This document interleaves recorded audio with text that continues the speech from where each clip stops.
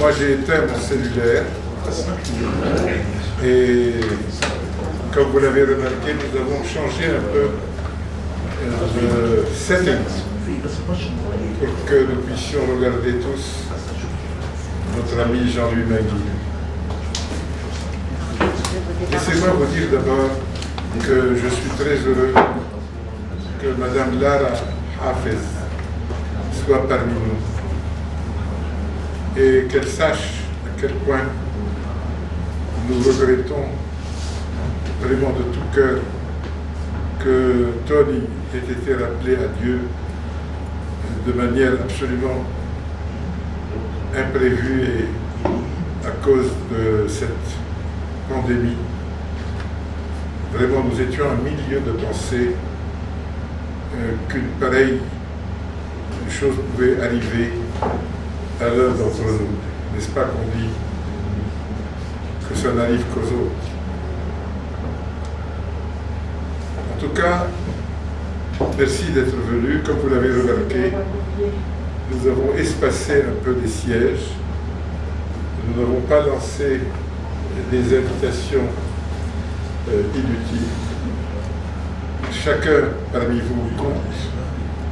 Et je suis très heureux que ce soit sous l'égide de Jean-Louis Mainguy. Je voudrais vous dire 2 ou 3 choses pour introduire cette rencontre. D'abord,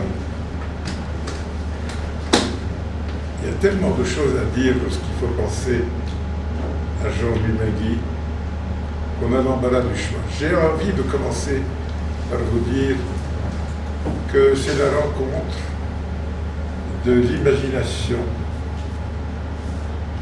combleuse de vide, comme disait la grande philosophe Simone Veil. Jean-Louis Mainguy a cet immense talent de savoir imaginer,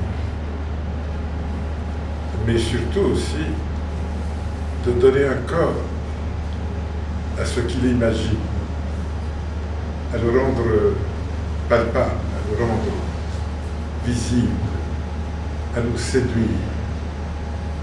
En définitive, c'est un séducteur. C'est un homme d'une incroyable puissance de séduction, d'une imagination débordante et d'un talent qui fait beaucoup d'envieux, dont je suis.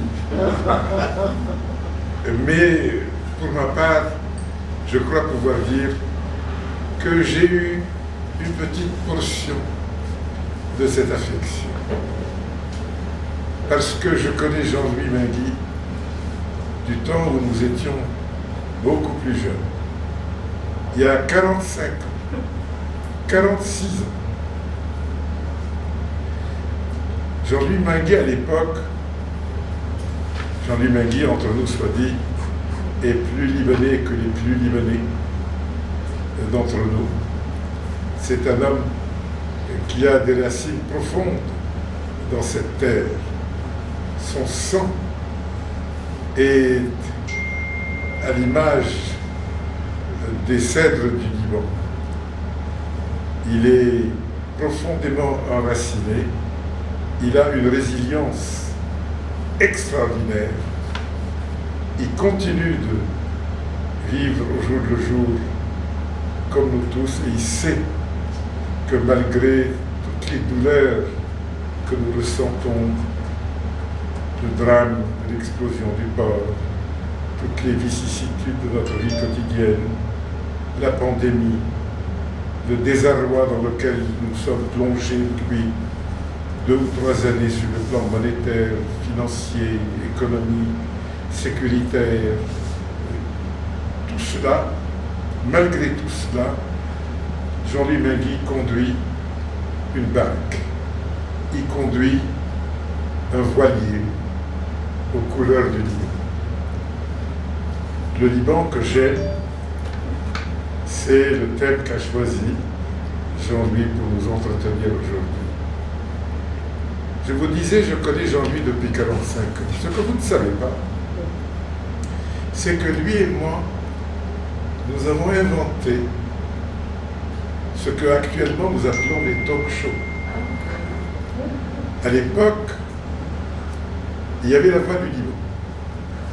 Il n'y avait que la voix du Liban pour dire ce que nous pensons du Liban que nous aimons.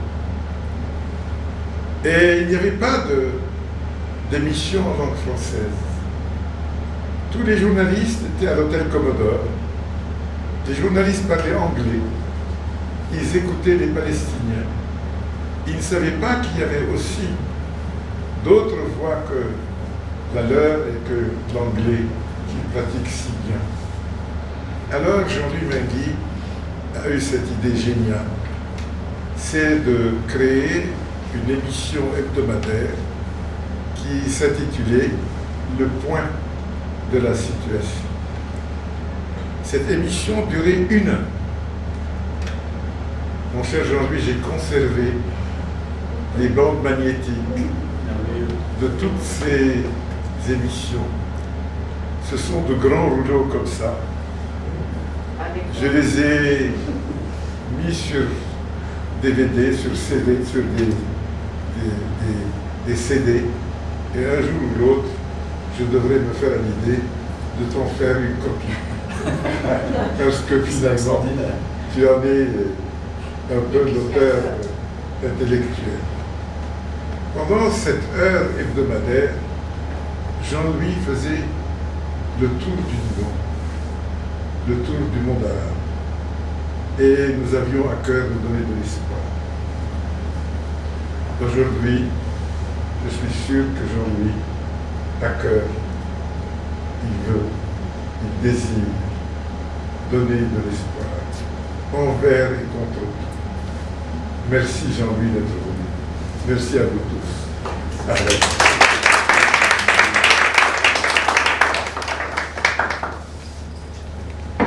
Merci, cher Brahim, pour cette introduction qui m'émeut énormément, parce que, effectivement, tu es revenu sur un épisode assez extraordinaire de notre amitié, l'amitié naissante qui fait partie d'ailleurs de mon témoignage d'aujourd'hui, et qui est pour moi une très grande respiration dans ce temps de guerre que nous avons vécu à l'époque. Tout comme aujourd'hui, les respirations que nous pouvons encore avoir font partie de cette grande, je dirais, audace que nous devrions chacun d'entre nous avoir pour pouvoir aller au-delà de ce que nous sommes en train de vivre. Parce qu'il faut beaucoup d'audace. Et là, ce n'est pas ce qui manque à certains d'entre nous, mais c'est le fait que quelquefois cette audace est simplement mise en... non plus en ombre, mais je dirais qu'elle n'est plus autant en lumière qu'elle devrait être. Et je voudrais, à travers ce témoignage que tu m'as demandé de faire, mon cher Brahim, justement rendre hommage à tout ce qui, tout au long de ces années, puisque j'ai maintenant 67 ans, c'est une date importante dans ma vie. Je pense que faire le point d'une certaine situation dans notre vie, à un moment ou à un autre, est aussi une chose bénéfique et salvatrice. Donc merci de donner ce grand avantage de partager ce point avec l'ensemble des amis qui sont pour beaucoup aussi les miens et que je voudrais accueillir très chaleureusement. Alors c'est un voyage dans le temps, dans l'espace amoureux, voyage qui m'a permis, comme je le disais à l'instant, de remettre en perspective l'origine du sentiment profond et sans doute radical d'amour que j'éprouve pour cette terre qu'est le Liban.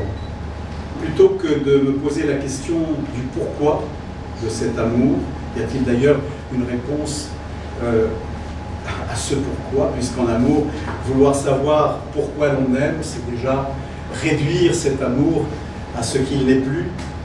Me poser la question du combien j'aime, depuis combien de temps cet amour perdure. Ce sont des questions qui m'ont semblé aussi deux approches assez réductrices. Et donc, j'ai abandonné cette voie rationnelle pour me laisser porter par mon cœur et par ses souvenirs, de manière à ce que je puisse véritablement faire parler mon histoire, qui est assez banale, tout compte fait, mais qui a l'avantage d'être ce qu'elle est. Le Liban que j'aime est un cheminement dans le temps et dans la durée. Une expérience de vie et de mort, c'est une construction patiemment édifiée au gré des ans, au gré des sens, sans effort volontaire ou délibéré, mais avec une énergie intérieure qui ressemble à de la vraie plénitude. Une lumière douce et belle qui nous guide et prend soin de notre âme. Comme tout sentiment amoureux, véritable, il a nécessairement un commencement, une naissance. Il a un vécu. Et ce vécu est nécessairement quelque chose qui n'a pas de fin. Parce que comme tout sentiment amoureux, il y a bien un début.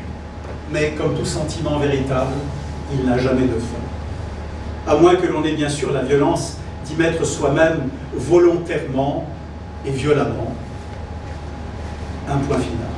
Une rupture de soi-même, en quelque sorte, une amputation au sens physique et intellectuel du terme, une sorte de mort intérieure, un divorce d'avec soi-même, un suicide duquel on ne se remet jamais.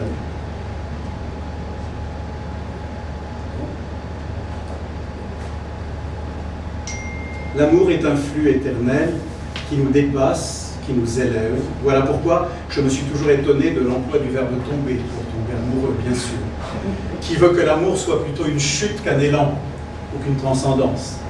J'aurais pour ma part choisi l'expression rentrer en amour, comme on rentre dans un océan, comme on rentre dans une carrière ou en religion, comme on se perd dans une vocation.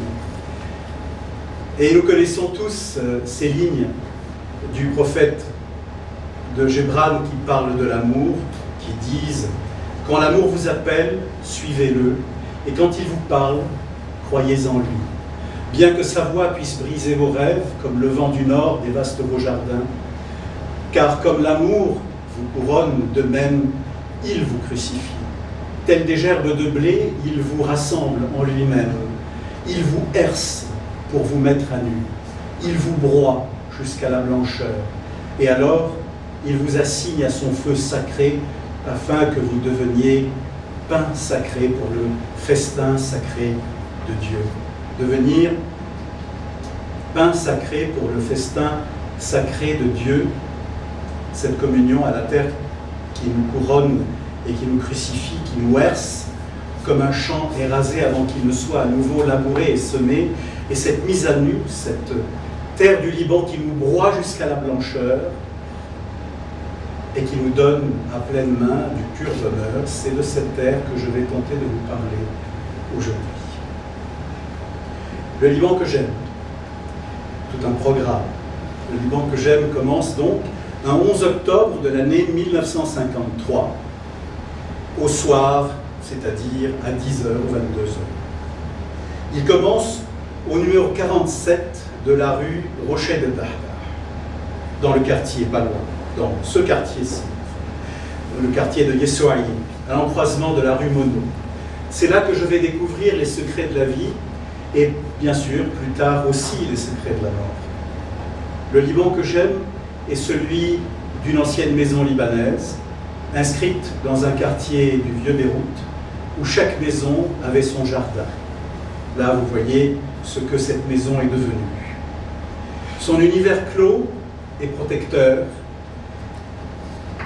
des plafonds, bien sûr, de plus de 4 mètres, faits de poutres apparentes, un peu comme dans celle-ci de maison, ces poutres qui étaient dans les corridors et puis dans les chambres, et de stucs et de frises de bois peint pour les espaces de réception. Les 3 arcades du salon ouvraient sur un balcon, et ce balcon donnait sur la rue Rochet de Dahdar. Alors, une petite parenthèse, parce qu'elle est importante. Le comte Joseph Rochet de Dahdar est né en 1813. Il meurt à 76 ans, en 1889. Il est issu d'une très ancienne famille maronite libanaise, originaire de Hakoura, et il a été le secrétaire de l'émir Béchir Chehab II. Il a été un des principaux promoteurs immobiliers de la station balnéaire de Dinard, à partir de 1870, au nord de la Bretagne, où il s'est associé avec Charles-Auguste du Morny, demi-frère de l'empereur Napoléon III. Rochet de Dahdar a été élevé à la dignité de comte palatin par le pape Pie IX en 1863, titre de noblesse confirmé par les autorités impériales françaises 4 ans plus tard, en 1867, l'intégrant ainsi à la noblesse française de l'Empire, ce qui est un fait assez rare. C'est pourquoi je me permets justement de le mentionner. De cette rue, et je ferme la parenthèse, de cette rue me parvenaient les premiers bruits, les premiers sons que je découvrais. Le premier chant de l'aube était celui du muezzin. Et je voudrais ici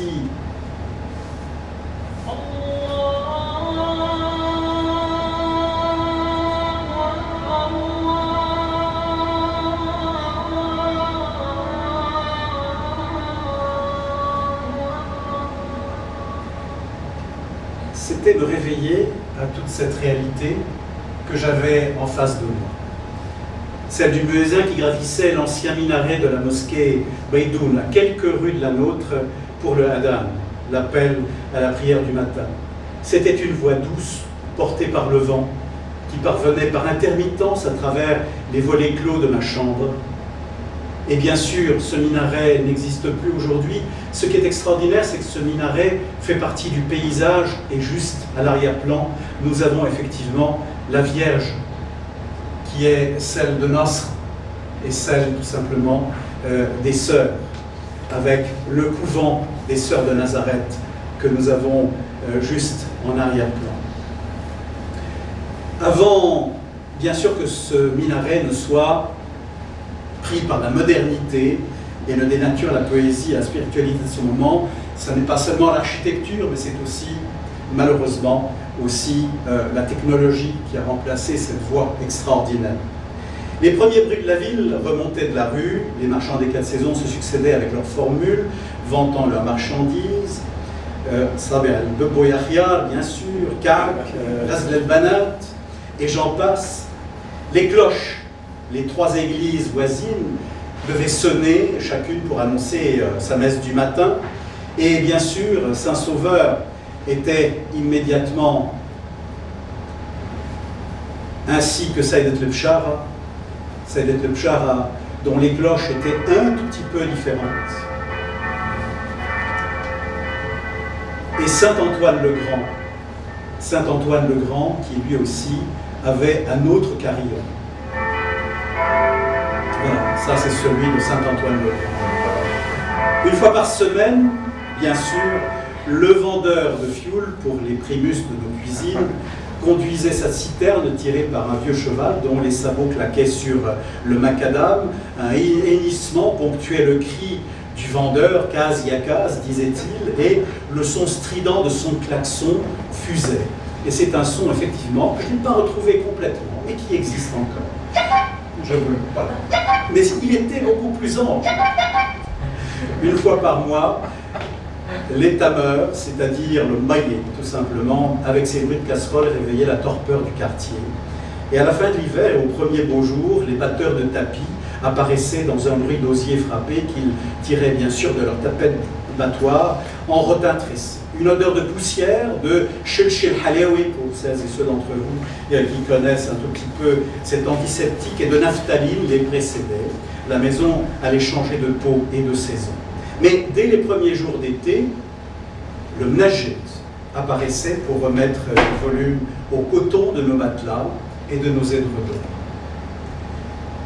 J'ai oublié peut-être quelqu'un, oui, effectivement, le voyager. Le voyager, à la fin d'une semaine écoulée, à salir nos bottes, nos chaussures, qu'il allait restaurer d'un geste dextre dans une odeur de cire et d'encaustique, accompagnée d'une mélodie marmonnée entre le torchon enroulé autour de l'index et du majeur réunis et la boîte de métal qui contenait la précieuse cire de couleur. Dès mes premiers pas, le jardin me faisait découvrir les saisons et leurs parfums. À côté du jardin du bassin central, un hibiscus en fleurs annonçait le printemps. Ma mère en cueillait les fleurs qu'elle faisait sécher au soleil sur un tapis de paille tressée pour qu'à l'occasion, une infusion puisse être préparée chaude en hiver, bien frappée en été. C'était le carcadit, oseille de Guinée ou l'hibiscus sapharina qui apportait tous ses bienfaits à celles et ceux qui souffraient de tension artérielle. On devrait le remettre au goût du jour. Dans le fond du jardin, un buisson dense fleurissait avant de donner des joints ses fruits, des baies blanches, le humbles ou Symphoricarpos albus, fruit de la symphorine. Et je peux vous assurer que la première fois que j'en ai mangé, comme c'est un fruit qui a un goût très particulier, eh bien j'en ai gardé jusqu'à ce jour encore le goût au fond de mon palais. Au plus profond, mitoyen de la clôture des voisins, avait grandi un prunier sauvage qui donnait de merveilleux petits fruits de couleur grenat pour la peau et d'un vert tendre pour la chair. C'était les aracias, qui étaient aussi bonnes qu'elles étaient rares. C'était un petit arbuste et il y avait juste de quoi se prendre tout le plaisir qu'on pouvait. La grille de fer forgé qui protégeait la rue Monod avait été envahie par un jasmin, un beau jasmin de Beyrouth, généreux, au parfum totalement inégalé. Dans le petit jardin de la vieille maison où mon père et ma mère abritaient le trésor d'une fille exemplaire, se trouvait constellé d'astres frais un jasmin, nous dit Charles. Tous deux, soir et matin, l'arrosaient, le soignaient. Et leur seule querelle, c'était que le premier cueillerait la fleur frêle pour l'offrir au second d'un beau geste enfantin. Et le long des saisons, le jasmin pourvoyait pour décorer leur cierge l'église du quartier et l'autel de la Vierge qui protégeait la paix de la Sainte Maison. Ma sœur, en grandissant, composait des colliers de sa première idylle avec les 1000 fleurs peureuses et fragiles que prodiguait sans fin le buisson innocent.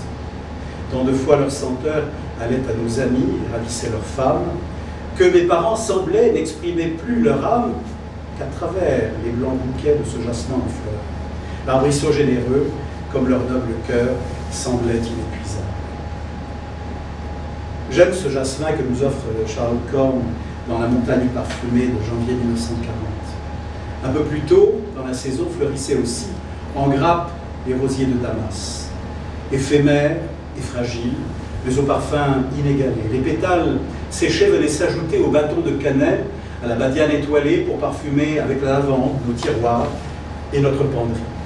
Près du Margoussier centenaire, ou Zitzlarte en béroutin, l'île de Perse pour les intimes, foisonnait un géranium, mais avant le géranium, il faut voir le fruit de ce Margoussier, foisonnait un géranium généreux et odorant, dont les fleurs décoraient certaines salades et que les feuilles capiteuses servaient à parfumer le thé du soir. C'était bien sûr l'entrée. Autour du bassin fleurissait dans un pot en terre cuite un jasmin d'Arabie, ou jasmin sans bac, plus connu sous le nom de feuille. Et ce jardin de mon enfance n'aurait pas été complet sans la présence, à côté de l'escalier, des pots de haba, qui parfumaient nos mains chaque fois qu'on les caressait, et nos plats, bien sûr, chaque fois qu'on les y intégrait. Dans ce paradis unique de verdure et de fleurs, l'eau chantait dans le bassin que quelques poissons rouges avaient colonisé, le coq rythmait les premières heures de la journée, et les poules généreuses nous offraient les œufs frais dont le jaune servait au lait de poule, cette recette remède anti-fatigue de nos grands-mères à base de lait frais que le laitier déposait tous les matins devant la porte, d'un jaune d'œuf et d'épices, et plus tard bien sûr d'une bonne dose d'alcool brun. La basse-cour variait selon les années. Au poulailler s'est ajoutée une cage à lapins qui ont très vite envahi le quartier en creusant des terriers entre les jardins mitoyens. Il a fallu y mettre rapidement un holà. C'était une véritable révolution. Un canard à col bleu s'est perdu au milieu de la verdure, qui avait été ramené d'un déjeuner de la Béca, près d'un plan d'eau à cascade. Pensionnaire d'une saison, il ne devait pas survivre à sa solitude. En fait, il a été renvoyé dans la Béca. Un pensionnaire éternel qui répondait au doux nom de Sissi, une tortue sans âge, faisait régulièrement son apparition d'une saison à l'autre. Il y avait même une guenon, Mickey, ramenée d'Irak par mon oncle, qui va passer 2 hivers avant d'être offerte à un visiteur tombé amoureux d'elle, heureusement d'elle. Fidèle au poste, Bella, notre chienne, border collie noir et blanc, faisait ma joie, avec Poussy, mon chat noir.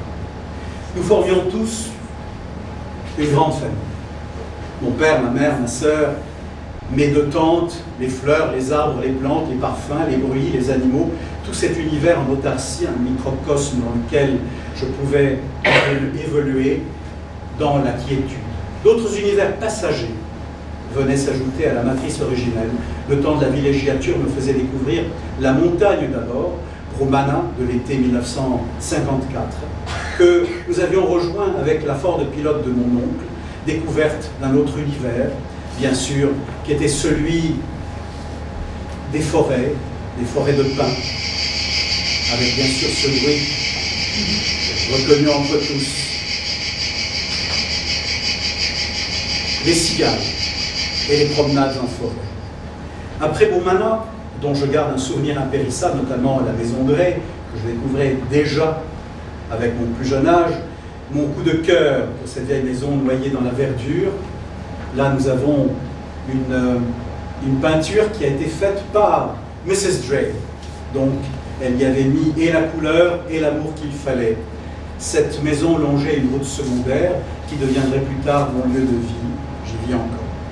L'été 1955, je découvrais Hamdoun, où une autre grande partie de la famille, oncle, tante et leurs alliés, avaient pris leur quartier d'été. L'été s'ouvrait à d'autres visages, celui de notre lavandière, qui nous rejoignait tous les vendredis pour la lessive de la semaine. Elle s'appelait Barza, avec un nom comme ça, on ne peut pas l'oublier. C'était un personnage qui avait vécu 1000 vies, elle emportait les stigmates. Tout comme toutes les femmes kurdes de l'époque, elle avait un arbre de vie qui était tatoué sur la peau. Il partait de son corsage et se terminait sur son menton, fripé de 1000 rides. Avant de mettre le linge à bouillir et sur le feu de bois, elle me racontait les pérégrinations de son peuple, dont une partie s'était réfugiée au Liban, fuyant la Turquie de Mustafa Kemal. Un peuple qui allait devenir, bien sûr, les tziganes d'un Moyen-Orient en pleine tourmente. Un chant, une mélopée accompagnait son histoire, un chant triste qui avait pour titre « Je dors, le cœur serré ». Figurez-vous que j'ai réussi à le retrouver.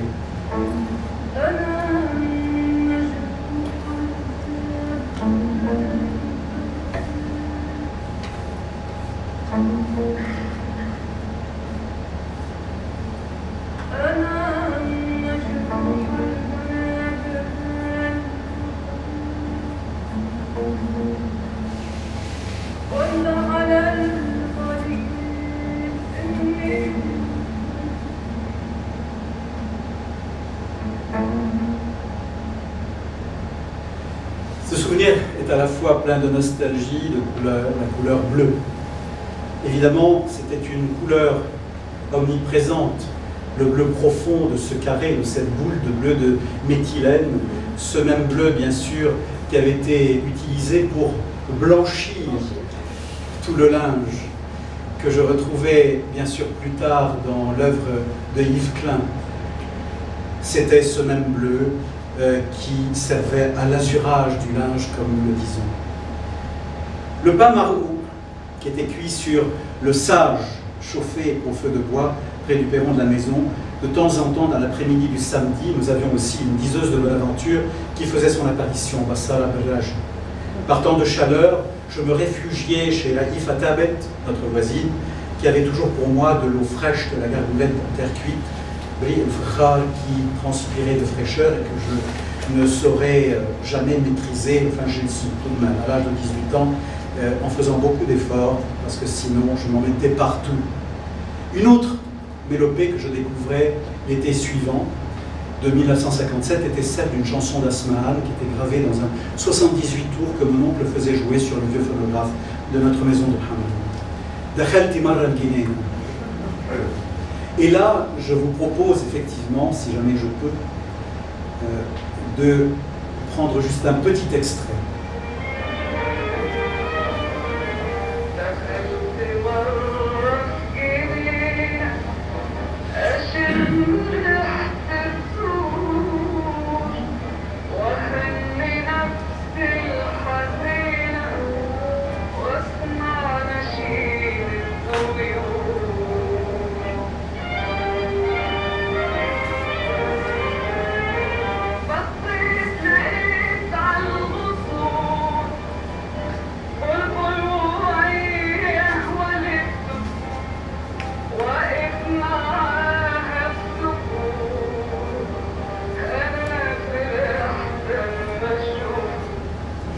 Ma tante traduisait de l'arabe les paroles de ce chant qui m'envoûtait. C'était une histoire d'amour entre deux rossignols. C'était aussi une histoire d'amour déçu, une histoire aussi de trahison. Et je découvrais qu'en amour aussi, on pouvait être déçu. C'était ma première découverte. Et même trahi, c'était ma deuxième découverte. Faisant un raccourci entre la chanson et cet autre jardin, un jardin mystérieux, c'était là le jardin de la propriété qui jouxtait la maison de Hamdoun et dont les grilles étaient restées closes pendant 2 années consécutives, s'ouvrait à la curiosité de l'enfant que j'étais. Nour el-Hoda, la star des années 40, était en disgrâce au Caire et avait décidé de prendre un temps de repos à Hamdoun. Nous avions donc une étoile, une célébrité pour voisine. Fascinée par son histoire, j'attendais son apparition comme dans un conte de fées. Alexandra Nicolas Badran, dite Nour el-Hoda, était évidemment une célèbre actrice et chanteuse libanaise qui avait fait sa carrière en Égypte. Elle y avait enregistré plus d'une centaine de chansons, joué dans plus d'une quarantaine de films. Elle avait même chanté en duo avec Farid Batrache devant le roi Farouk. Et on racontait qu'elle avait fui les avances un peu trop pressantes du monarque avant qu'il ne soit renversé en 1950. Nour el-Hoda, en exil dans sa patrie d'origine, avait dans son jardin un pan blanc, majestueux, qui faisait la roue pour le plus grand plaisir de mes yeux d'enfant, mais le pan était triste, triste et seul. Et dans l'imaginaire du jeune enfant, sa dulcinée l'avait quitté, comme dans la chanson d'Asmaan. Moi aussi, je rentrais dans le jardin du réel avec ce pan blanc. Le Liban que j'aime, ce sont toutes ces années d'enfance et de bonheur à l'état pur que j'ai vécu, loin de toutes des illusions. Ce n'est pas un pays utopique dont je parle, c'est un endroit complexe et limpide, où le merveilleux côtoie le réel, sans pour autant l'altérer, sans le dénaturer, mais en lui donnant l'audace et la puissance de la différence, tout en lui gardant bien sûr sa part de rêve. Mais combien lentes étaient les années quand tu portais ta billet d'écolier, quand tu dormais chaque nuit sur ton enfance. Georges Chéadé le disait en 1948. Nantes était effectivement ces années où s'installait en moi la foi. Une foi multiple et chamarrée qui évoquait là aussi, dans le triangle des différences, tout ce qui unit et rassemble. Saint-Sauveur, le bien-nommé, était la paroisse grecque catholique de ma mère. Saint-Joseph, le jésuite, dans le bas du triangle, était la paroisse latine de mon père. Saint-Antoine le Grand était la paroisse maronite de notre voisine Yvette Zarour. Et Notre-Dame de l'Annonciation, Seydet Bchara, était la paroisse orthodoxe de notre autre voisine, Asmabaz, qui avait un accent bien chez elle, elle était de Der Hama. Et, petite parenthèse, j'ai découvert que ce n'était pas du tout, en parlant de bonne cuisine libanaise, pour l'enfant que j'étais, j'avais une appréhension de pouvoir déjeuner chez nos voisins de Der Hama parce que j'avais l'impression que la kebbe était faite à partir de viande de lapin, kebbe arndiyé bien sûr, avec l'accent et puis un tout autre lapsus qui était aussi celui de la kebbe besseniye, qui était tout simplement faite à partir aussi dans mon imaginaire de viande de bessi, c'est-à-dire de chat, alors que le séni était bien sûr la manière bien de chez elle, de Der Kamar, de dire tout simplement que c'était bessaini. Ces lieux de culte étaient pour moi autant de repères temporels que d'évasion vers une spiritualité sans frontières. La passion du Christ et le chemin de croix étaient latins.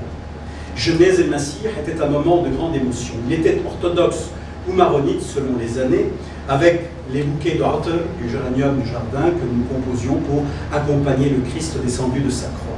La Hajmi, qui préludait à l'aube du dimanche de Pâques, était pour moi grec catholique. Et devant les grandes portes fermées de Saint-Sauveur, que le prêtre frappait en disant, selon le psaume 23, « Portes, levez vos frontons, levez les portes éternelles, qu'il entre le roi de gloire ».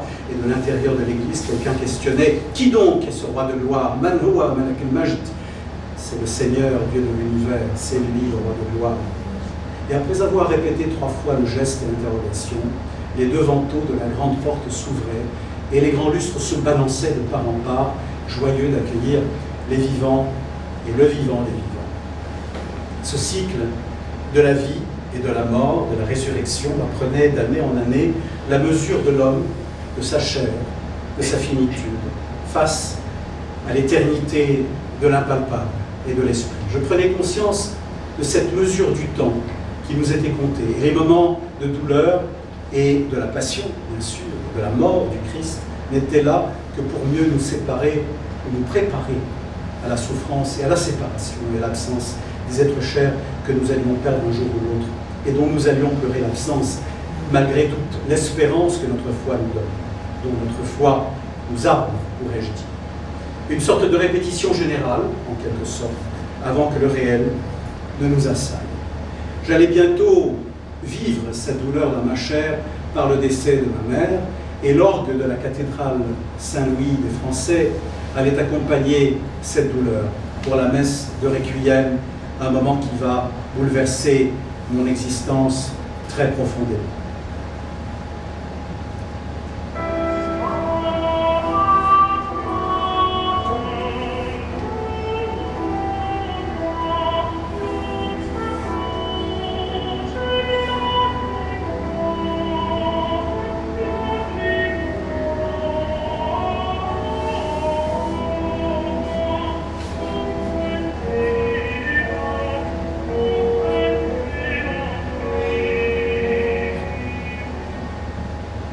Le Liban que j'aime est celui de l'amitié dans l'épreuve, du soutien d'une famille à l'autre et de la solidarité d'alors. Cette famille présente dans l'épreuve a un visage et un nom. Thérèse Zarour, qui a été le soutien de l'enfant dans l'épreuve que je vivais.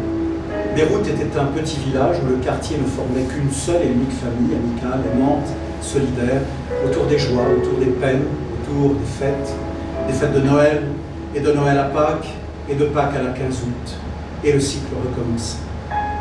Bien sûr, les marmoules, le bain chaud, et bien d'autres partages qui font partie aujourd'hui de nos souvenirs. Le lycée n'était pas loin de la maison, il fallait remonter à pied la rue Monod pour atteindre le portail d'entrée de l'école laïque française de Beyrouth. J'ai vécu mes premiers souvenirs d'ailleurs, c'est d'ailleurs composé d'une nouvelle famille que j'avais à découvrir. Et là, cette première photo qui est assez émouvante, puisqu'on retrouve Hadil Asrad, Jean-Marie Tasso, Jean-Jacques Suzeau, Fadia Habib, Claire Èvrebourg, Jean-Paul Dissou, Tony Massabni, Marwan Hariz, Joe Hamot, Ziad Nsouli, Christian Oubia, Marie-Josée Donato, Fawzi Ardada et Mona Maki, que vous connaissez sans doute pour beaucoup d'entre vous et qui fait partie de TV5 Europe. Et puis quelques années plus tard, ayant changé d'adresse, le Grand Lycée nous offrait d'autres espaces, avec cette fois Richard Millet, et oui, Richard Millet est passé par là, Jean-Paul Dissou, Mona Merhi, Hadil Asrad, Fadi Farra, Claire Èvrebourg à nouveau, Ziad Nsouli, Ahmad Mkarzi, Fadia Habib, Christian Oubia, Marwan Hariz, Michel Audiard, Marie-Josée Chidiac, Jean-Marie Tasso, Mona Maki, Jean-Jacques Suzeau, Serge Bustros. Cette nouvelle famille avec laquelle, quelques années plus tard, je devais former la première troupe de théâtre du lycée avec Georges Rosselin, qui a été bien sûr, qui n'est plus à présenter, qui a été l'un des grands patrons d'un très grand quotidien français, Patricia Lacombe, Étienne Cupélian, là aussi, qui fait partie du conservatoire de musique du Liban, Marie-Claude Saed, que certains d'entre vous aussi connaissent. Et sous l'égide de Jean-Claude Morin, l'Antigone de Jean Anouilh et la guerre de Troie n'aura pas lieu de Jean Giraudoux verront le jour avec Rita Sayer, Goli Debs, Dominique Orsini, Jean-Pierre Barthes, Hélène Comte, Fouad Arouada, Émile Rabou, Charline Tao, Annie Baudou et tant d'autres. Le rhinocéros de Ionesco, quelques années plus tard, c'était déjà en 1974, un retour au lycée pour aider cette nouvelle génération qui continuait ce que j'avais initié avec Jean-Claude Morin quelques années plus tôt. Et bien sûr, dans le rôle titre, Violaine Prince, que vous avez ici à l'image. Autant d'expériences de l'espace scénique pour mieux forger la maîtrise du mot, du geste et de la lumière. Le théâtre est une grande partie de ma vie. Il m'a permis de dépasser ce que mon enfance avait souffert de séparation et d'absence, en sublimant les sentiments, en empruntant des personnages aux personnages, une réalité autre, en exorcisant en quelque sorte l'empreinte qu'il avait laissée au fond de moi, la soudaineté d'un départ. Et l'Antigone de Vénus Khoury, mise en scène par Berge Fazillan sur la scène du théâtre du Festival de Balbec en 1969, donnait un autre départ à une autre envergure, qui était celle bien sûr, de mon engagement dans le théâtre. Et après un an passé au CNSA, le Conservatoire National Supérieur d'Art Dramatique à Paris, je revenais vers Beyrouth pour une œuvre exutoire au théâtre expérimental de Mounir Aboudebs le 1er février 1972.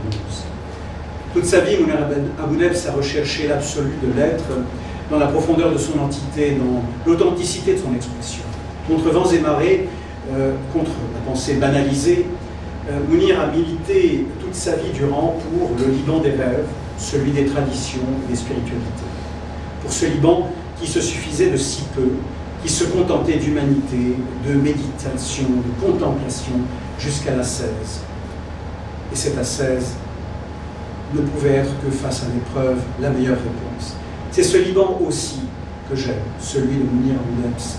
Ce sont ces idées, cet engagement que j'épousais à mon tour à travers l'expérience théâtrale que je présentais dans son théâtre expérimental. Une autre œuvre théâtrale, ayant pour titre L'absence, Al-Riyad, était programmée pour le crépuscule du 22 juin 1975 à l'amphithéâtre romain de Byblos, mais la guerre, bien sûr, va en décider autrement. De 71 à 75, 4 années de collaboration avec Nazir Rapou, l'homme terrible de la vie, comme on l'appelait, pour une émission littéraire Liban Culture sur les ondes des émissions françaises de Radio Liban, plus tard ORTF ou INA. De nombreuses soirées poétiques à Dar El Fan avec Onsel Haj, Nadia Touaini, Flacker, Claire Jbeili, un florilège de poètes grecs contemporains, etc., etc.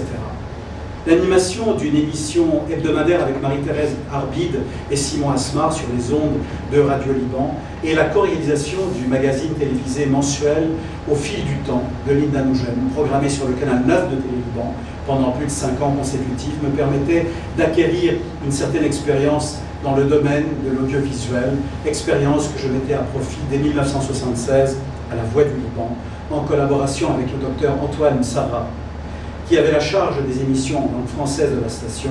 Je signais quant à moi des émissions hebdomadaires ayant pour titre Le Point, cela vous a été rappelé tout à l'heure, le point de la situation et de l'évolution de ce temps de guerre partagé avec Ibrahim Najjar, qui ne me contredira pas, puisqu'il l'a effectivement assuré tout à l'heure. Ces analyses étaient captivantes et capturées grâce à un instrument que l'on appelait Nagra, rescapé d'une radio sans âge, Radio Liban.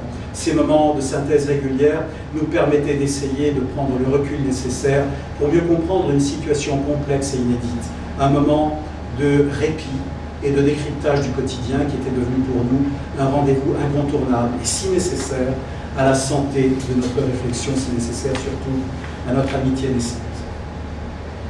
Une autre émission ayant pour titre Opinion me faisait rencontrer des personnalités de tous bords, d'est en ouest. C'est ainsi que j'ai pu capturer l'opinion de Saïf Slam, du président Kamil Chamoun, de Béchir Jmaïel, de Mohsen Slim et de tant d'autres de la scène politique libanaise d'alors. Je devais quitter la Voix du Liban dès qu'elle s'était constituée en radio commerciale en 1978, puisque je n'y trouvais plus la force de conviction qui m'y avait engagé auparavant. Malgré la guerre, je poursuivais mes études d'architecture d'intérieur commencées à l'Alba en 1973, avant de repartir pour Paris pour poursuivre certains chantiers d'intérieur et un stage de fin d'études en design industriel que je devais y mener. De retour au Liban en 1980, je reprends mes activités scéniques avec la scénographie de 2 longs métrages, l'un de Berhan Alaouié, Beyrouth, la rencontre en 1981, et l'autre, Les Petites Guerres de Maroun Bardali en 1982. Et bien sûr, je m'installe dans la maison de mon rêve d'enfant, à Bromana, à la Villa Drey, où je vis depuis 40 ans, 41 ans très exactement. Les saisons se succèdent sans jamais se ressembler. Du jardin de mon enfance, j'ai recréé le bassin qui est rafraîchi par le bruit de l'eau, les journées trop chaudes de nos étés. La maison est noyée de verdure et des coussins profonds s'offrent à la quiétude du temps. Un amphithéâtre, bien sûr, s'est levé dans les degrés du jardin pour plus de cohérence avec mon amour de la scène et de la musique. On y partage les concerts de l'aube à partir de 4 heures du matin pour célébrer le soleil levant. Les saisons se succèdent et se succèdent les souvenirs d'un temps béni, un temps toujours alerte pour se défaire du temps et vivre l'essentiel loin de tout ce que le monde a de mondanité, proche de tout ce que le cœur nous dicte et nous fait partager. Les souvenirs me reviennent du temps de l'appel. J'avais 17 ans et de ma retraite du baccalauréat que je passais au couvent des sœurs Clarisses de Yarzé, je découvrais une voix et le sens de la présence de Dieu dans ma vie. Cette voix exceptionnelle. C'est de cette chapelle créée par Jacques Ligier-Belair et faite de béton brut avec une acoustique extraordinaire que je découvrais pour la première fois le chant grégorien en latin, chanté par les moniales. Des voix venues d'un autre monde. Mais au-delà des voix, il y en avait une qui m'avait touché au plus profond de moi-même. J'ai d'abord eu du mal à l'identifier, mais c'était bien le trouble total de l'amour qui m'avait envahi. C'était une voix bien plus ample, bien plus intérieure, qui me proposait de la suivre. Cette rencontre, je pourrais la comparer à un moment de grande intensité, de grande gravité, un moment qui crée en nous un véritable cataclysme et qui crée aussi un avant et un après. Cet après a été ma vie depuis l'âge de 17 ans. Garder assez de distance pour apprécier l'intimité de la prière, assez de silence pour pouvoir apprécier la voix de l'être aimé. Et cette voix a toujours été au plus profond de mes déserts.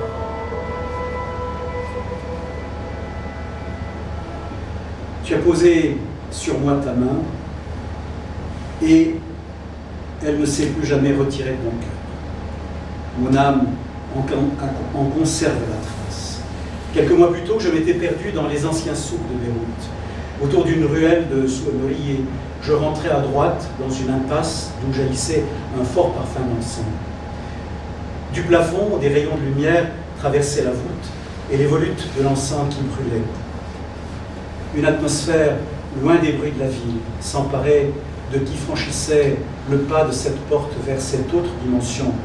Ce Mazar, une chapelle de dévotion et d'ex-voto, était dédié à la Vierge Marie Notre-Dame de la Lumière, Seigneur dont, évidemment, l'icône miraculeuse brillait à la lumière des cierges qui brûlaient. La vitre qui protégeait l'icône était constellée de pièces de monnaie de 5, de 10 ou de 25 piastres, qui, selon la légende, si elle adhérait à la vitre, était un signe vers l'accomplissement du vœu et de la demande faite à la Vierge. Je n'en ai jamais essayé. Par contre, un chant extraordinaire qui est celui de la Vierge et que j'ai écouté est resté en mémoire.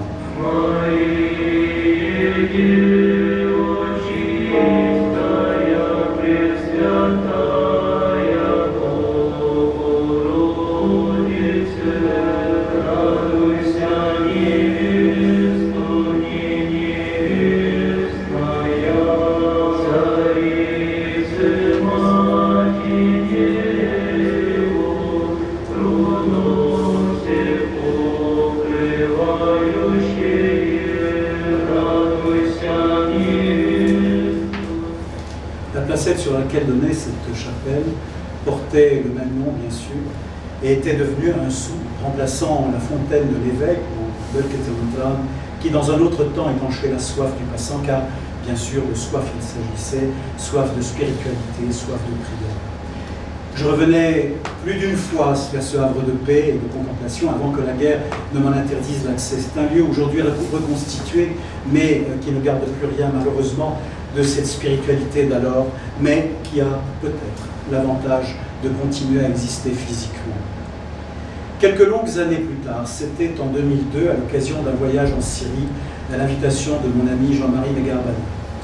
Dans les ruines de la basilique de Saint-Siméon, le Stylite, près d'Alep, je devais franchir un autre pas vers ce voyage intérieur. La couleur de la pierre était tellement lumineuse qu'elle paraissait irréelle et dans un édifice annexe, la basilique, se trouvait un baptistère cruciforme.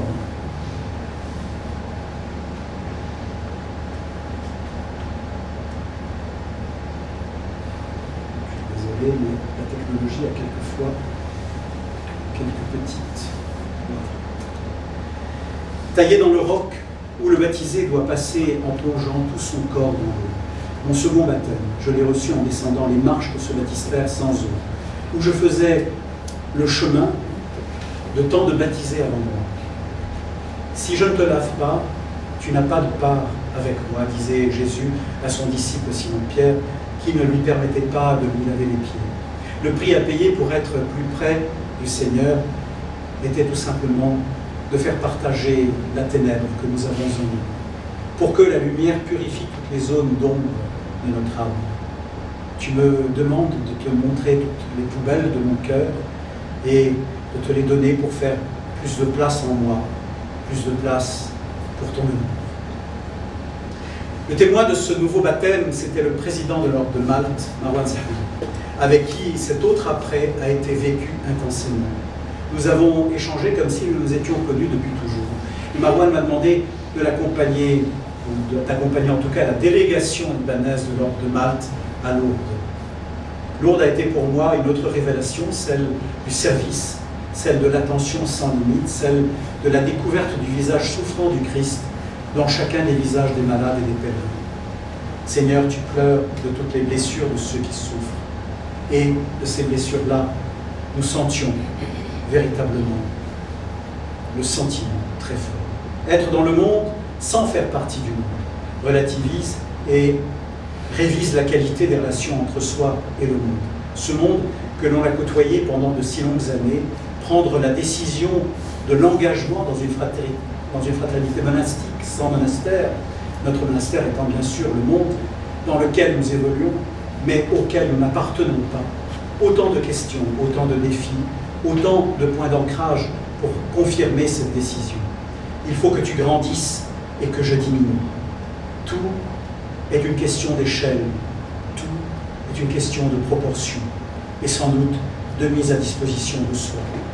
Cette dernière phrase de Saint Jean-Baptiste a longtemps été une énigme pour moi. Bien sûr, au premier degré, la chose est simple. Jean-Baptiste doit s'effacer devant celui qui, dorénavant, va remplir sa mission messianique, Jésus. Il va demander à ses disciples de le suivre. Mais pour que la présence du Seigneur soit effective, qu'elle soit vécue à chaque mouvement de mon cœur, de mon esprit, il fallait aussi que ce que j'avais construit en moi pendant toutes ces années, en imaginant que c'était mon œuvre, que tout cela lui soit restitué, puisque c'était son œuvre. Très jeune déjà, une devise m'avait interrogé. Laborare est orare, travailler c'est prier. Devise des moines bénédictins, principe célèbre de Saint Benoît. Travailler c'est prier. Faire de sa vie un travail d'excellence, c'est faire de sa vie une très belle prière. C'était, sans en être totalement conscient, ce que j'avais essayé de vivre depuis mon plus jeune âge, à travers tous mes engagements professionnels, personnels, j'avais essayé de faire de ma vie et de mon travail une prière continue, étant convaincu que la beauté que l'on crée n'est autre chose qu'un visage. C'est le visage de la perfection de Dieu. Un peu comme en islam, l'arabesque géométrique est parfaite de construction, reflète la perfection divine. C'est le portrait de Dieu. Chaque fois que l'on regarde une arabesque, on est en présence de Dieu. Ainsi, l'abstraction de notre vie peut-elle tendre à la lumière de la perfection de Dieu. J'avais essayé d'être l'instrument de transmission de cette deuxième création que Dieu nous offre d'accomplir, en le plaçant toujours au centre de ce que l'on entreprend, par l'harmonie et l'amour que l'on y met, et cette relation d'amour entier, découverte à 17 ans chez le monial, revenait plus précisément en moi, pour qu'un nouveau choix de vie puisse être pris à côté de tout ce choix et de tout ce parcours professionnel. Quelques années plus tard, après une formation théologique et spirituelle, je prononçais mes vœux perpétuels de moine de l'ordre de Malte, que je suis jusqu'à aujourd'hui. Avant de conclure ce voyage, chers amis, j'aimerais parler d'un lieu au Liban qui, dès mon plus jeune âge, m'a enseigné le beau, m'a enseigné la proportion et la force de la foi. Je voudrais parler, bien sûr, de Balbec. J'ai découvert Balbec à l'âge de 6 ans, en 1959. Ça peut vous paraître assez extraordinaire, lors d'un concert de musique classique de l'orchestre de chambre I Musici di Rome. Mon père, ma mère, ma sœur et moi étions arrivés bien avant l'heure du début du concert pour que mon père puisse interviewer les musiciens pour sa chronique dans l'Orient du lendemain. Vous avez remarqué que Nagra est toujours là. Je rentrais dans Balbec comme dans un rêve éveillé, le Balbec de la démesure, Balbec à la seule mesure des dieux, le Balbec de la foi, cette foi incernable de ceux qui l'ont construite, Balbec de la révélation qui devait conduire ma vie, l'ordonner selon cette géométrie céleste, cette musique qui va du rythme à l'incantation, une cadence de silence et de son, de vide et de plein, d'ombre et de lumière, qui agit sur le temps, le compresse, ou l'extend, qui agit sur l'espace, l'espace intérieur de chacun d'entre nous, le temps. Le temps est multiple. Je n'ai jamais cru en un temps unique, en une mesure unique du temps. Peter Brook disait « Je n'ai jamais cru en une vérité unique. Qu'il s'agisse de la mienne ou de celle des autres, je crois que toutes les écoles, toutes les théories peuvent être utiles en un certain lieu, en un certain temps donné. Mais je crois qu'on ne peut vivre qu'en s'identifiant passionnément et absolument à un point de vue. Toutefois, le temps passant, à mesure que nous changeons, que le monde change, les objectifs varient et le point de vue se déplace. Faire bouger les lignes. Ne pas avoir la volonté de tout changer, de tout détruire pour recommencer, mais faire simplement bouger les lignes. Jusqu'après cette aventure qui nous attend dans la vie, il s'agit simplement pour nous, et la plupart du temps, de faire bouger les lignes. Après une nuit complète de pêche épuisante, sans avoir pris un seul poisson, Saint-Pierre, dans son panier de pêcheur, se moque de celui qui de la rive lui dit « Jette ton filet du côté droit de la barque ».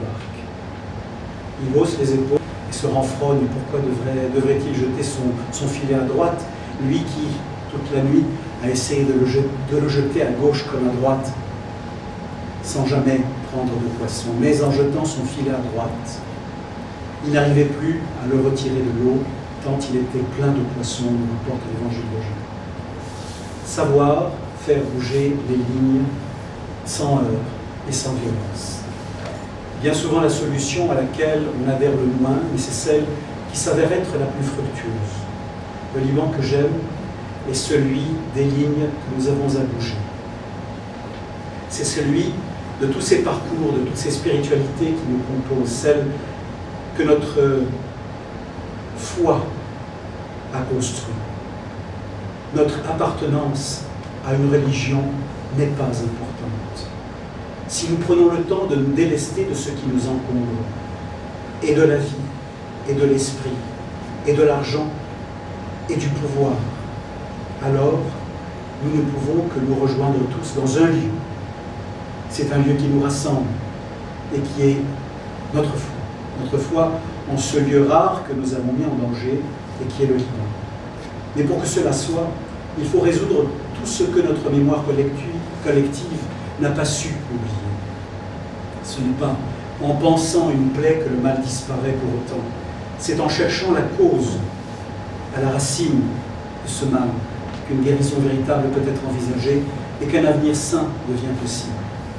L'un des principaux acteurs de l'unité italienne, Camillo Benso, comte de Cavour, nous rappelait en 1860 que les questions non résolues sont sans pitié pour le repos des peuples. Combien de questions libanaises sont restées sans être résolues au fil des siècles, pour qu'elles soient devenues aujourd'hui sans pitié pour le repos du Liban et pour le repos de son peuple. Il faut aussi qu'un peuple ait une âme. Il faut que les peuples aient une âme pour résister au bouleversement de ce temps. Mais pour qu'une âme collective se dégage et s'affirme, il faut évidemment que l'âme de chacun se maintienne et s'élève. Les hommes sans âme feront un peuple.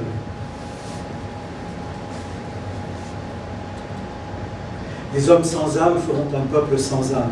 Comme le chêne, le cyprès et le cèdre, nous sommes attachés par des racines invisibles au sol qui a fait notre croissance.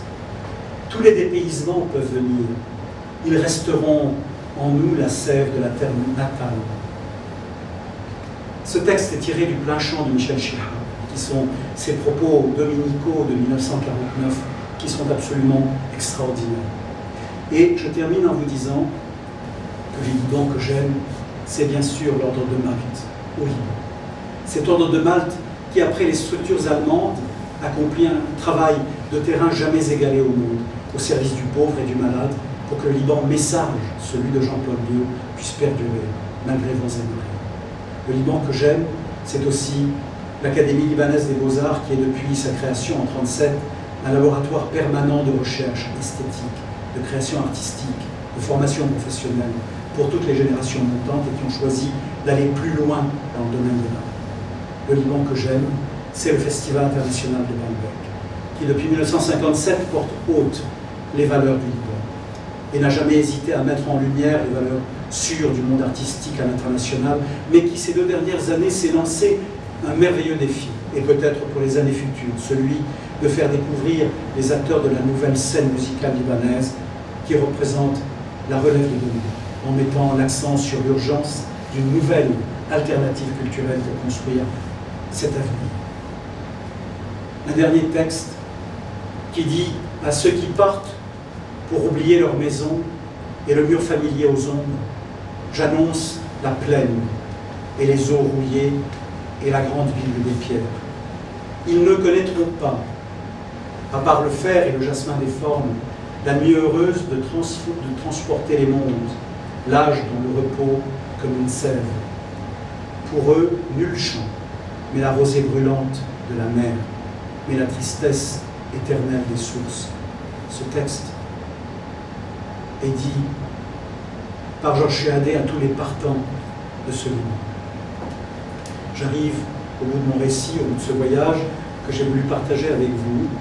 Si je me suis attardé sur tous les souvenirs d'enfance qui sont remontés à la surface de ma mémoire comme une vague d'océan, comme la sève remonte dans le tronc d'un vieil arbre, c'est simplement pour vous dire mon amour du Liban, vous dire que je n'aurais jamais pu vivre toutes ces vies ailleurs qu'ici, vous dire que j'essaierai de continuer à servir cette terre qui m'a tant donné de joie et d'émotion.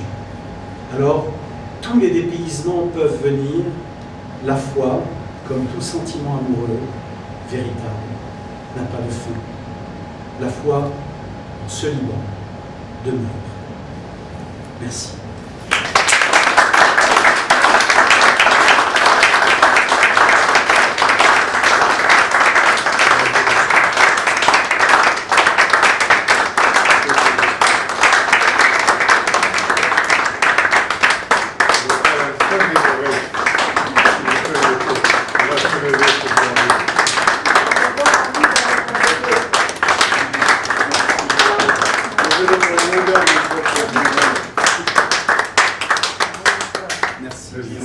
Merci de votre très grande patience et de votre superbe écoute. Merci.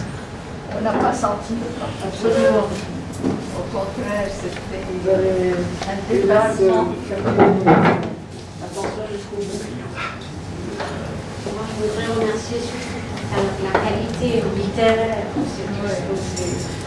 puis vous dire toutes les senteurs, tous les parfums, toute la sensibilité, et vous dire que vous avez touché nos cœurs par la profondeur, par la spiritualité et par la beauté. Merci beaucoup. Merci beaucoup. Merci beaucoup. Et venant de notre amie Myriam, tout ce qui vient d'être dit me touche au plus profond parce que justement tous ces parfums, toutes ces odeurs, tous ces bruits, tout ce que nous avons vécu, toi, à travers ta vie à Alep, que j'aime, qui est une ville, qui tu sais, ma deuxième ville après Beyrouth, et moi, eh bien, je pense que effectivement, tout cela, nous le partageons. Nous le partageons dans cet Orient qui est une exception. Que rares sont les personnes qui souhaitent comprendre combien cet Orient est ancré dans l'avenir du monde. Très rares sont les personnes qui, malheureusement, comprennent encore cette urgence de le garder intact. Merci. Si quelqu'un veut dire quelque chose. Dans le passé et l'avenir, bien sûr. Bien sûr. Bien sûr. D'ailleurs, je pense que ce qui je pense, a été le but de l'exercice que j'ai fait. Je vous avouerai très sincèrement que je partais dans l'inconnu. J'ai navigué à vue. Je ne savais pas ce qui allait sortir de ce titre, le Liban que j'aime. Et je suis allé au plus profond. Et tout à coup, j'ai redécouvert des souvenirs qui m'étaient complètement, pas étrangers, mais qui étaient partis de ma mémoire, qui étaient sortis de ma vie et qui refaisaient surface. Et c'est dans ce sens-là que je comprends peut-être beaucoup mieux la cohérence aujourd'hui de tout ce que j'ai vécu depuis mon très jeune âge jusqu'à ce jour. Merci à vous, merci Brahim de m'avoir refait découvrir cette racine tellement profonde qui sinon n'aurait peut-être pas pu héberger dans cette mémoire tellement sursaturée que nous avons. Si tu me permets, mon cher Jean-Louis, je voudrais dire un mot. D'abord, personnellement, tu m'as beaucoup ému. Plusieurs fois, j'ai eu comme les larmes aux yeux. Je sais maintenant que il n'y a pas de passé, il n'y a pas d'avenir. Tout est présent. Et finalement, tu en es la démonstration.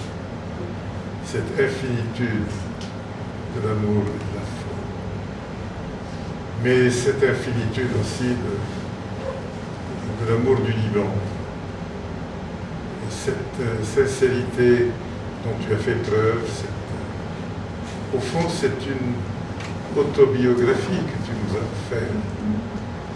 Ce sera un moment absolument d'exception, un moment privilégié pour nous. Si tu permets, je vais faire en sorte que cette rencontre ne passe pas inaperçue. C'est un grand privilège que tu nous as fait. La quantité de détails et la profondeur de toutes ces réflexions, personnellement, m'ont transformé et m'ont instruit jusqu'à quel point encore je devrais approfondir ma foi. Merci. Merci. Merci, Jean-Louis.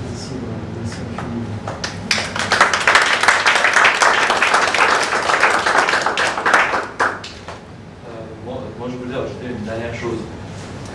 Sachant que nous n'avons pas vécu cette époque en tant que jeunes, vous avez pu éveiller en nous les 5 sens et que même nos parents n'ont pas pu transmettre ces choses et éveiller les choses en nous. Et que les parents que je vois chaque jour et que j'essaye d'entendre pour savoir un peu plus à quoi ressemblait la vie antérieurement dans votre époque. Jamais j'ai pu recevoir les informations que vous avez pu me transmettre aujourd'hui, donc je suis vraiment touché par ce qui a été présenté, surtout que je suis de Ashrafi et je suis de là, donc j'aime à chaque fois reconnaître et apprendre à quoi ressemblait la vie, surtout ici. Et je suis vraiment, je vous remercie beaucoup pour tout cela. Et comme l'a dit le professeur Najjar, je trouve que c'est un témoignage et une autobiographie que vous avez oui, comment on dit, vous avez exprimé. Oui, merci. Merci infiniment. Je me permets simplement de répondre. Écoutez, ça me touche beaucoup ce que vous me dites parce qu'on a l'impression que ce que nous avons toujours vécu a été partagé par tous. Et malheureusement, c'est quelque chose que, de manière, je pense, égoïste, nous gardons pour nous-mêmes. Cette période était une période véritablement bénie. Parce que nous n'avions pas les mêmes priorités qu'aujourd'hui. Et nécessairement, les priorités d'alors prenaient d'autres proportions. La priorité essentielle était le bien vécu de chaque instant. Et le bien vécu de chaque instant transforme tout un univers que l'on a autour de nous. C'est cette intention qui fait que l'univers devient autre. Et je pense que si vous voulez faire l'exercice, je ne vous demande pas bien sûr de faire l'exercice que j'ai fait, vous n'avez pas vécu les mêmes années, les mêmes sentiments, les mêmes sens, mais vous pouvez revenir sur cette découverte des 5 sens à travers justement un travail de mémoire. Ce travail de mémoire peut être fait, il peut être entrepris par chacun d'entre nous, même si nous n'avons pas véritablement vécu ce temps. Et je vous engage à le faire parce qu'il est important qu'aujourd'hui, votre génération puisse être le nouveau témoin d'un passé révolu. Pour simplement construire demain, pas pour revenir sur le tassar al-wahad ala, pas du tout. C'est au contraire sur cette véritable assise, sur ce roc qui finit par être la véritable construction du Liban de demain. Et je pense que nous ne pouvons pas éviter ni ce que nous n'avons pas résolu, ni ce que nous n'avons pas vécu. Nous devons faire face à tout cela. Donc, notre passé. D'abord, je vous remercie infiniment de cette exercice extrêmement difficile auquel vous vous êtes livré et où vous vous êtes dénudé finalement. Ah, totalement. Je ne vous remercie pas pour la nostalgie partagée de ces moments-là, parce que nous avons tous vécu ces mêmes moments. Mais je vous remercie pour le témoignage que vous avez apporté. C'est un témoignage fabuleux. C'est un témoignage que tout ce qui existe, fût-ce le plus beau temple de l'Antiquité, n'est rien, absolument rien, en dehors des questions que nous. Vous étiez là pendant 1h15 pratiquement à poser des questions. C'est vous qui nous exprimez, mais vous ne vous exprimez pas par vous-même. C'est l'esprit qui parlait en vous. Parce que toute question n'est qu'un dialogue entre le temps et l'éternité. Merci beaucoup. Merci. Merci beaucoup pour... oui, ce sont des questions que je me pose. Ce ne sont effectivement jamais des réponses que j'ai pu y apporter. Mais la seule réponse que j'ai, c'est ma foi. Et je pense que c'est la plus importante. Celle qui, en tout cas, depuis très très longtemps, a géré ma vie, consciemment ou inconsciemment d'ailleurs.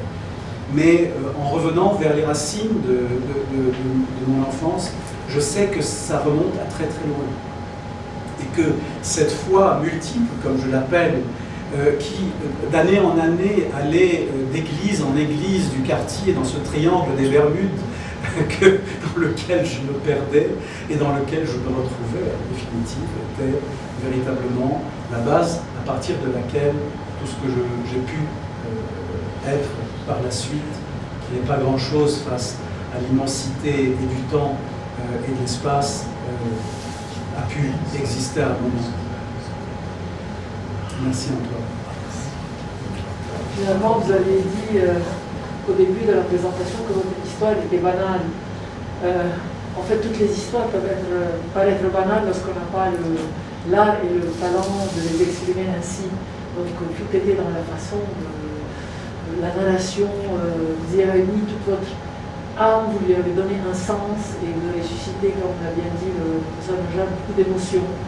Et chacun s'est retrouvé un peu dans ce que vous avez dit. Donc, on vous remercie infiniment. C'était un moment exquis qu'on a pu suivre jusqu'au bout. Et c'est vraiment un art aussi de pouvoir captiver l'audience. Et nous étions toujours dans l'attente d'une suite. Donc, c'était fabuleux. Merci. Merci. Et je remercie aussi le professeur Najat de m'avoir confié à cette réunion. C'est un honneur et un plaisir d'être parmi vous aujourd'hui. Je ne cache pas aussi mon émotion. Et je sais toute l'estime que Toy vous portez et tous les liens d'amitié qu'il avait tissés avec beaucoup d'entre vous. Merci aussi de rester fidèle à son souvenir. Merci infiniment. Merci infiniment. Merci. Déjà, je trouve que c'est magnifique ce que vous venez de dire et vous en parlez de manière très poétique. Et aussi, ce qui m'a marqué dans vos discours, c'est que c'est très rare de trouver des personnes qui sont touchées par les choses simples de la vie. Et vous en faites partie. Et je trouve qu'à travers votre présentation, vous nous avez vraiment montré votre simplicité intérieure, mais aussi que derrière toute simplicité se cache vraiment une part de beauté. Et c'est vraiment ça qui m'a touchée en fait. J'ai ressenti un peu tout ce que vous nous racontiez, comme si c'était moi qui vivais avec vous, et j'ai trouvé ça très beau de votre part de partager. Vous voyez, il n'y a aucune frontière lorsqu'il s'agit de sincérité. Il n'y a plus aucune frontière ni entre le temps, ni entre les expériences, puisque vous êtes toute jeune et que de mon grand âge, je vous fais vibrer en vous donnant tout simplement cette sincérité de mon propos. Je pense que le message est arrivé et j'en suis absolument heureux. Merci. Merci. Absolument. Je voudrais rattacher, Maître Fanisienne. je voudrais rattacher la période de votre enfance et de votre adolescence que vous nous avez fait revivre avec la période actuelle pour essayer d'en sortir comment dire, pour essayer d'en tirer une leçon. Notre patriarche actuel, patriarche Rai, très souvent revient à cette période-là. J'ai eu le privilège d'être avec lui sur les mêmes à Jammour, sur les bancs de l'école pendant de nombreuses années, donc je l'ai connu de très près. Et très souvent, il dit qu'à cette époque, c'était une période bénie du Liban. Nous étions un pays qui était véritablement neutre par rapport à tout ce qui se passait dans la région. Et c'est pour ça que le Liban était prospère à l'époque et qu'il arrivait, les communautés étaient conviviales et donc il fallait revenir à cette période que vous nous avez fait vivre aujourd'hui. Donc cette période est très importante, je l'ai vécue, vous l'avez vécue, beaucoup d'entre nous ici l'ont vécue et elle est extrêmement importante pour que nous revenions aujourd'hui à cette période, ce Liban que nous aimons tous et que nous espérons, n'est-ce pas, à l'avenir, retrouver d'une façon ou d'une autre. Et merci de nous avoir fait revivre cette période-là. Merci infiniment. Effectivement, je suis très touché par ce que vous me dites. Je ne savais pas que le patriarche avait lui-même cette période-là en mémoire de manière aussi précieuse. Je pense qu'effectivement, l'exercice ne m'a pas arrêté, ni, comme vous l'avez constaté, ni sur les années de guerre, ni sur les années d'après-guerre, ni encore moins sur les années que nous vivons aujourd'hui. Cela n'a pas été un choix, ça s'est tout simplement imposé comme une évidence.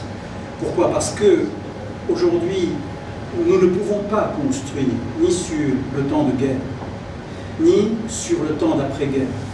Nous devons construire sur ce qui était d'avant-guerre et qui était ce qui était le plus sain du Liban, pour que nous puissions aller de l'avant. On ne peut pas reprendre le temps de la guerre et tout ce qui s'y est passé. On ne peut pas reprendre le temps de l'après-guerre, tout ce qui a été tenté d'être construit. Aujourd'hui, pour véritablement envisager l'avenir, il s'agit de mettre des bases beaucoup plus solides, beaucoup plus profondes. C'est dans ce sens-là, si vous voulez, que je me rends à l'évidence, effectivement, comme vous le dites, cette période qui avait été une période bénie du Liban doit être aujourd'hui reprise à l'exemple. Pas pour la refaire, simplement pour y mettre le socle de base du Liban de demain. Mais surtout pas pour la refaire. Parce que bien sûr, ce serait aride et sans résultat. Bien sûr, bien sûr. Nous avons l'habitude de prendre une photo tous ensemble. Je peux dire un mot? Monsieur Bell, Jean-Marie. Jean-Louis, juste pour te remercier de ce partage que tu as fait. Tu as toujours su, te connaissant depuis de très nombreuses années, tu as toujours su sublimer tous les sens, que ce soit la vue, l'odorat, le toucher, tous les sens ont toujours été sublimés et tu as su y aller au plus profond de toi-même pour les sentir du plus profond de toi-même et tu as su aujourd'hui nous les faire partager. Et ce qu'on constate aujourd'hui et que tu as su sublimer de plus en plus, tu as fini par donner un sens à tous ces sens. Merci de la formule, elle est très heureuse. Merci à vous.